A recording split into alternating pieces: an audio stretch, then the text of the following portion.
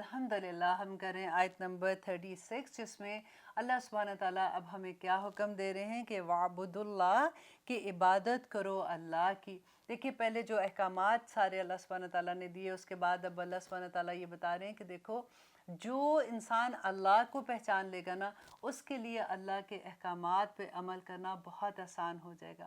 اور آگے جو اللہ سبحانہ تعالیٰ کہہ رہے ہیں کہ وَلَا تُشْرِكُوا بِهِ شَيْئًا، اور اس کے ساتھ کسی چیز کو شریک مت بناؤ۔ کوئی چیز اللہ سبحانہ تعالیٰ کے ساتھ شریک نہیں کر سکتے۔ یہ بالکل وہی کلمہ ہے جو ہم کہتے ہیں لا الہ الا اللہ۔ کہ شیعہ میں کیا آتا ہے کہ اللہ کے سوا باقی سب کچھ جو آسمان اور زمین میں ہے، فرشتے، انسان، جنات یا کوئی بھی چیز ہے۔ اب پہلے زمانے میں لوگوں کا شرک کیا تھا؟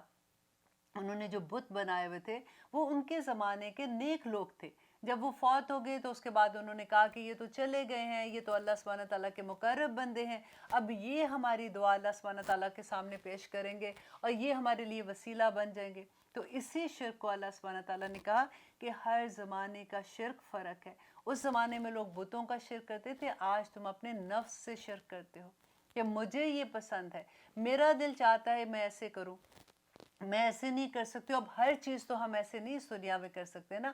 آج کی سوسائٹی میں یہ چیز، آپ یہ کویسچن ذرا دیکھیے کہ ہم خود اپنے کانوں سے نہیں سنتے ہیں کیا کہ آج کی دنیا میں ایسا نہیں ہو سکتا کیونکہ میرا دل یہ نہیں نا چاہتا کرنے کو، اور میں تو یہ کام کر ہی نہیں سکتی اس لیے کہ میرے لیے تو بہت مشکل ہے۔ دیکھو نا، اب مجھے اپنی یہ بھی تو چیزیں دیکھنی ہے، اب میرے پاس تو اتنا وقت بھی نہیں ہے، اور میں انسان کو برباد کر کے رکھ دیتی ہے۔ اور یہی اللہ سبحانہ تعالیٰ کہہ رہے ہیں کہ سب سے پہلے تو یہ کہ اللہ کی عبادت کرو، اس کے ساتھ کسی کو شریک نہ بناؤ۔ وَبِالْوَالِدَيْنِ احسانا، دیکھیں اللہ سبحانہ تعالیٰ اپنے ساتھ سب سے پہلے کس کو لائے ہیں کہ اپنے والدین کے ساتھ احسان کرو۔ احسان کا لفظ آپ کو پتہ ہے کیا ہوتا ہے؟ کہ جو انسان کا حق ہے نا اس سے بڑھ کے دینا۔ ہم ماں باپ کو کہاں دے سکتے ہیں جو انہوں نے ہمارے ساتھ کیا؟ دیکھیے اتنی خوبصورت دعا ہے جو ہم نماز میں بھی پڑھتے ہیں، اور آپ کو بھی میرا خیال ہے سب کو آتی ہوگی کہ ہم بار بار جیسے نماز میں کہتے دعا مانگتے ہیں اپنے والدین کے لیے کہ رب ارحمہما کما ربیانی صغیرہ، اے اللہ میرے والدین پہ رحم کرنا جیسے بچپن میں انہوں نے مجھ پہ رحم کیا تھا۔ دیکھیں ماں باپ جو ہے نا ان کے ساتھ اللہ سبحانہ تعالیٰ کہتے ہیں جب وہ بوڑھے ہو جائیں تو ان کے ساتھ اف تک نہ کرو۔ اب دیکھیں کہ کس طرح سے اللہ سبحانہ تعالیٰ نے والدین کے لیے کہا کہ ایک صحابی نبی صلی اللہ علیہ وسلم کے پاس آئے تو انہوں نے کہا کہ یا رسول اللہ مجھ پہ سب سے زیادہ حق کس کا ہے؟ تو نبی صلی اللہ علیہ وسلم نے کہا کہ تمہاری ماں کا۔ انہوں نے پھر پوچھا کہ اچھا اس کے بعد کس کا ہے؟ تو نبی صلی اللہ علیہ وسلم نے پھر یہی بات کہی کہ تمہاری ماں کا۔ پھر جب تیسری دفعہ پوچھا کہ اس کے بعد کس کا حق ہے تو انہوں نے کہا تمہاری ماں کا، اور پھر چوتھی مرتبہ نبی صلی اللہ علیہ وسلم نے کہا کہ تمہارے باپ کا۔ لیکن اب ایسی بات نہیں ہے کہ ماں کا حق ہے تو باپ کا جیسے کہا تھا۔ ایکچولی پھر نبی صلی اللہ علیہ وسلم نے یہ بھی کہا کہ باپ کی دعا کبھی رد نہیں ہوتی جب باپ اپنی اولاد کے لیے دعا مانگتا ہے۔ یہ کہنے کا مقصد صرف یہی ہے کہ اللہ سبحانہ تعالیٰ جیسے ماں اپنے بچے کو پالتی ہے، کس طرح سے اپنی زندگی دے دیتی ہے بچوں کو۔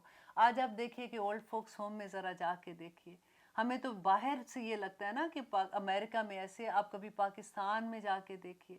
میں نے خود اپنی آنکھ سے دیکھا ایک اولڈ فوکس ہوم میں کہ ایک دفعہ ایک بزرگ تھے، وہ کیونکہ میری بہن وہاں پہ اولڈ فوکس ہوم اس وقت انہوں نے کھولا ہوا تھا اور وہ چلا رہی تھی، کہ ایک بچہ آیا تو اس نے کہا جی میرا باپ ہے، میں اسے فون کیا تھا بیسیکلی کہ میں ان کو چھوڑنا چاہتا ہوں، میری بیوی جو ہے وہ گھر میں بڑی لڑائی ہوتی ہے، وہ ان کو نہیں رکھنا چاہتی ہے۔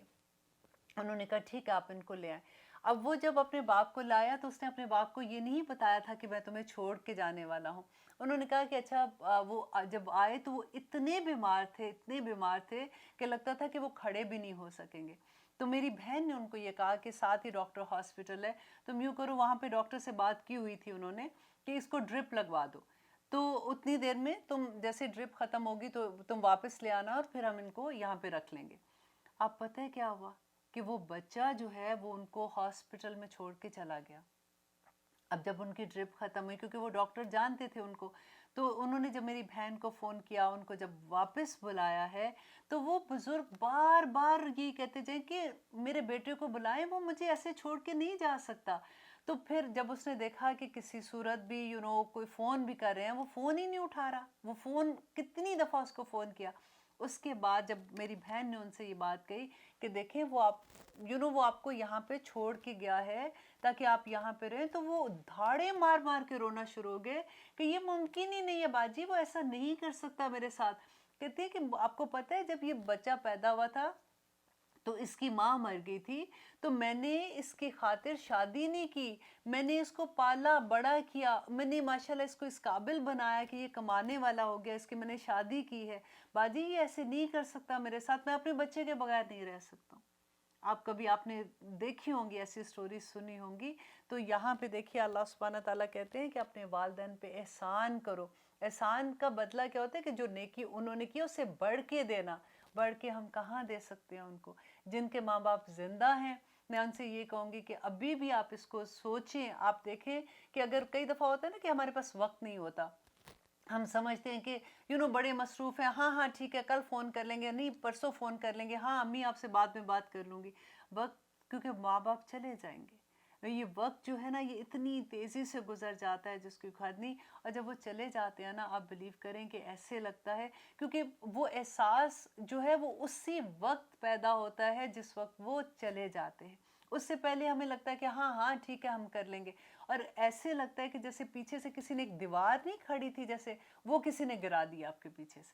آپ ایسے لگتا ہے کہ آپ بالکل ننگے کھڑے ہو گئے ہو، بالکل آپ کے سر سے چھت بھی ختم ہو گیا، گھر بھی ختم ہو گیا. حالانکہ آپ اپنے گھروں میں ہوتے ہیں، اپنے خامن کے سائے تلے ہوتے ہیں، اپنے بچے آپ کے اراؤنڈ ہوتے ہیں. لیکن ماں باپ کے چلے جانے سے انسان کو یوں لگتا ہے کہ وہ بالکل اکیلا ہو گیا ہے. مجھے یاد ہے کہ جب میری امی کا یہ وقت آیا تھا تو میں اللہ سبحانہ تعالیٰ سے بار بار ایک ہی بات کہتی تھی کہ یا رب العالمین مجھے ایک موقع اور دے دیں. حالانکہ میں نے اپنی پوری کوشش کی کہ میں ان کو وقت دے سکوں، میں سارا کچھ کرتی تھی ان کے لیے، لیکن اس کے باوجود بھی آپ بلیو کریں میں کہتی تھی کہ میں آلویز یہ کہتی ہوں کہ وہ احساس جاگ ہی نہیں سکتا جب تک وہ لمحہ ہمارے اوپر جب نہیں آتا. تو اسی لیے جن کے اوپر یہ وقت گزرا ہوا ہے وہ دوسروں کو سمجھا سکتے ہیں، ان کو نصیحت کر سکتے ہیں کہ دیکھو یہ وقت آئے گا تو پھر پچھتانا پڑے گا. تو میں اللہ سبحانہ تعالیٰ سے کہتی تھی کہ یا رب العالمین مجھے ایک موقع دے دیں، میں ساری زندگی اپنی ماں کے پاؤں تلے سے بھی نہیں ہٹوں گی، میں ان کے قدموں کے نیچے بیٹھی رہوں گی ساری عمر، اور مجھے ایک دفعہ میری امی کو زندگی دے دے.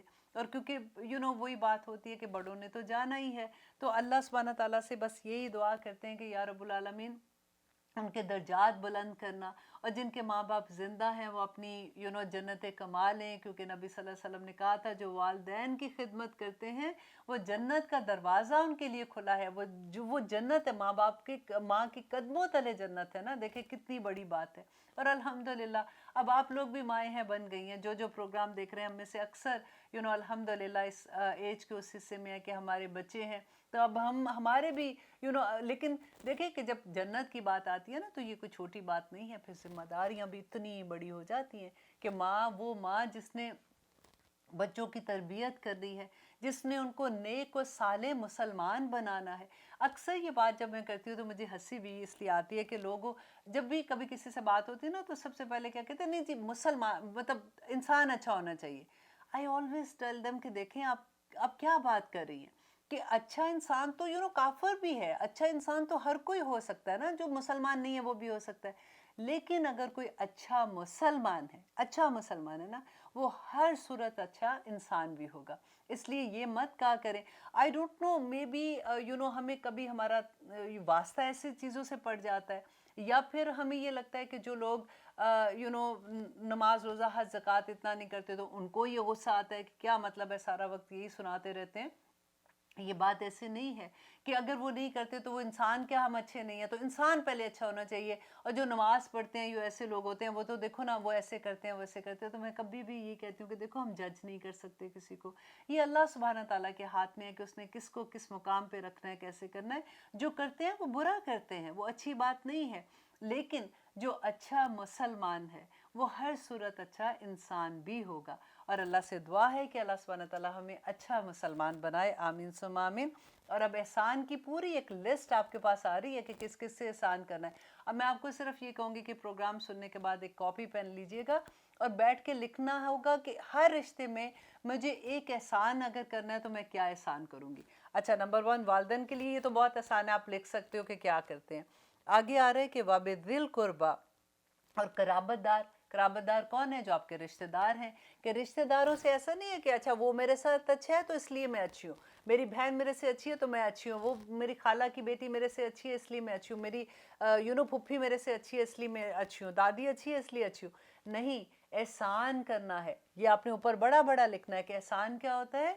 कि उसका जो हक है उससे ज़्यादा देना है। ठीक है, तो अपने रिश्तेदारों के साथ, वल यतामा, और यतीमों के साथ। अब देखिए कई फैमिली में हमारे इर्द गिर्द इतने ऐसे बच्चे होते हैं जिनके माँ बाप में से कोई नहीं होता, तो उसके बारे में है कि नबी सल्लल्लाहु अलैहि वसल्लम ने कहा था कि अगर यतीम बच्चे के सर पे भी कोई प्यार से हाथ फेरता है ना, तो अल्लाह सुब्हानहू ताला उसके जितने सर के बाल हैं एक दफ़ा हाथ फेरने से उतने उसके गुनाह माफ़ कर देता है। अल्लाह अकबर। और 3 यतीम बच्चों की अगर आप कफ़ालत करते हैं, 3 यतीम बच्चों की, तो नबी सल्लल्लाहु अलैहि वसल्लम ने कहा कि क़यामत के दिन वो 2 हाथ उससे खड़ा करके कहा कि वो मेरे साथ क़यामत के दिन यूं मेरे साथ होंगे। अल्लाह अकबर। अल्लाह करे कि हमें इतनी आसान से ऐसी चीज़ें, तो नेकियां हम आसानी से कमा सकते हैं। सबसे पहले आप अपनी फैमिली में इर्द गिर्द देखें कि कौन ऐसे लोग हैं जो हकदार हैं, जिनके साथ आप एहसान कर सकते हैं, और ये वो रिश्ते हैं कि जिनके साथ एहसान करके आप जन्नत में आराम से जा सकते हैं। और फिर देखिए वल मसाकीन, और मस्कीन जो लोग होते हैं, वल जारी, और पड़ोसी, ज़िल कुर्बा, रिश्तेदार। अच्छा देखिए 2 तरह के पड़ोसी की अल्लाह सुब्हानहू ताला ने यहाँ पे बात की कि एक वो पड़ोसी जो आपके रिश्तेदार है, उनका फिर डबल हक हो जाता है कि एक तो वो पड़ोसी का हक है और दूसरा वो रिश्तेदारों का है। और आगे वल जारी, और पड़ोसी, अल जुम्बी, और जो अजनबी हैं, कि बास पड़ोसी ऐसे हैं जिनको जो रिश्तेदारी नहीं है, मतलब हर पड़ोस हर नेबर जो है हमारा वो हमारा रिश्तेदार तो नहीं होता ना। तो वही बात यहाँ पे अल्लाह सुब्हानहू ताला ने कही कि अगर तो वो रिश्तेदार है तो उसका डबल हक है, अगर वो रिश्तेदार नहीं है तो तब भी उसके साथ एहसान करना है। तो अब आपने ये लिखना है कि आपने अपने पड़ोसी के साथ क्या एहसान करना है, और आपने रिश्तेदार के साथ क्या करना है, और यतीम के साथ और मस्किन के साथ। और आगे देखिए क्या उस लिस्ट में क्या है, वसाहिबी, और साथी, बिल जम्बी, पहलू के साथी कौन होते हैं? जो आपके दोस्त होते हैं, जो आपके साथ रहते हैं, बीवी भी हो सकती है इसमें, खामन भी हो सकता है, उनके साथ भी एहसान करना है। वब्न सबील, और मुसाफिर, राहगीर। और देखिए ये वब्न सबील होता है कि रास्ते के बेटे जैसे कहते हैं, मुसाफिर को कहते हैं। आपने कभी ये सोचा कि जैसे हम सड़क पे जा रहे हैं, जैसे गाड़ी में, तो गाड़ी लेके जा रहे हैं, तो जो साथ हमारा जो रोड हमारे साथ शेयर करते हैं, वो वब्न सबील में आते हैं, उनके साथ भी एहसान करना है। ऐसा नहीं कि कोई आपका रास्ता काट गया तो आप उसके चीख रहे हो, आप हॉर्न दे रहे हो जोर जोर से, कभी आपको खड़ा होना पड़ा है रेड लाइट में तो आप वहाँ पे चीखना शुरू हो गए हो, कभी गाड़ी यहाँ से लेके जा रहे हो, दूसरों को तंग कर रहे हो, तो वब्न सबील, इसके ऊपर भी बड़ा बड़ा लिखें कि इसके साथ भी आपने एहसान करना है। वमा मलकत ऐमानुकुम, और जिनके मालिक हुए तुम्हारे दाएं हाथ, मीन्स तुम्हारे लॉन्डी गुलाम जो ज़माने में थे, तो आजकल कौन हो गए? जो खादिम है वो आ जाते हैं। और इसके अलावा अगर आपने कोई जानवर पाला हुआ है वो भी आपके उसमें आ जाता है ना, मलकत ऐमानुकुम, जिसके मालिक हुए तुम्हारे दाएं हाथ। तो हर देखिए जानवर से लेके आपके जो खादिम है, घर में काम करने वाले हैं, उनके साथ भी एहसान करना है। नेकी नहीं करनी, बस एक नहीं कि अब मैं अच्छा सलूक नहीं है यहाँ पे बात हो रही, यहाँ पे एहसान की बात हो रही है। कि आगे अल्लाह सुब्हानहू ताला कहते हैं, इन्नल्लाह, बेशक अल्लाह, ला युहिब्बु, नहीं पसंद करता, मन जो काना हो, मुख्तालन, खुद पसंद, फ़खूरा, और फ़खर जताने वाला। अल्लाह सुब्हाना ताला को तकब्बुर करने वाला और ख़ुद पसंद बिल्कुल पसंद नहीं है। और यहाँ पे फ़ख्र करने वाले के बारे में नबी सल्लल्लाहु अलैहि वसल्लम ने कहा कि द डे ऑफ जजमेंट, जब कब्रों से लोग उठाए जाएंगे, तो जो तकब्बुर करते हैं ना लोग, वो ऐसे कब्रों से निकलेंगे जैसे चूंटियाँ होती हैं, और बाकी लोग जो है उनको रोनते हुए आगे चले जाएंगे। वो इसकी सज़ा है उनके तकब्बुर की। और ख़ुद पसंद का तो वैसे ही अल्लाह सुब्हाना ताला को वो पसंद नहीं है। नबी सल्लल्लाहु अलैहि वसल्लम ने उसके बारे में इतनी खूबसूरत हदीस है। देखिए ये ख़ुद पसंदी जो होती है ना, कि मुझे, वही मैं बात पहले भी आपसे कह रही थी कि मुझे ये पसंद नहीं, मेरे ये चाय का वक्त है, मुझे इस वक्त आराम चाहिए, मेरा बिस्तर ऐसे, मेरा अगर तकिया ये नहीं होगा तो मुझे नींद नहीं आएगी, इस वक्त मेरा प्रोग्राम देखने का टाइम है, मुझे कोई कॉल ना करे, इस वक्त मैंने ये करना है। खुद पसंदी, अपनी तारीफ, कि मैं जो हूँ बस मेरे से तो अफसल कोई नहीं। और ये हर लेवल पे देखिए, अगर आप काम में है तो काम मेरे से अच्छा कोई काम नहीं कर सकता, मेरे से अच्छी ये चीज़ नहीं कोई कर सकता, मेरे से अच्छी कोई बात नहीं कर सकता। तो आप ये देखिए, ज़रा सोच के देखिए कि ये जो दायरा है वो कितना वसी होता जाता है कि मेरा मेरा मेरा करते करते। तो अल्लाह सुब्हानहू तआला कहते हैं कि अल्लाह सुब्हानहू तआला किसी खुद पसंद और फ़ख्र करने वाले को पसंद नहीं करता।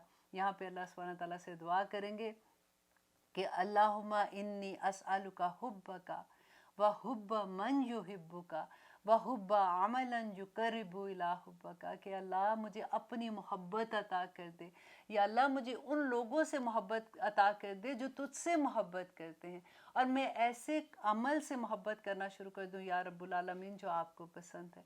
इंशाल्लाह अब हमारे प्रोग्राम का वक्त ख़त्म हो गया, इतनी जल्दी वक्त ख़त्म हो जाता है। आज मैं सोच रही थी कि आज अगली 5 आयत भी मैंने तैयार की थी कि मैं वहाँ तक पहुँच जाऊँ, लेकिन कई दफ़ा वही बात होती है कि टॉपिक इतने खूबसूरत होते हैं। इंशाल्लाह अगले प्रोग्राम में हम आयत नंबर 37 से स्टार्ट करेंगे और देखेंगे कि अल्लाह सुब्हानहू तआला ने औरतों को आगे क्या अहकामात दिए हैं, कैसे औरतों की हिफाजत की है, उनको कैसे आला दर्जात दिए हैं। फिर इंशाल्लाह अगले प्रोग्राम तक के लिए इजाज़त दीजिए। अस्सलामु अलैकुम व रहमतुल्लाहि व बरकातुहू।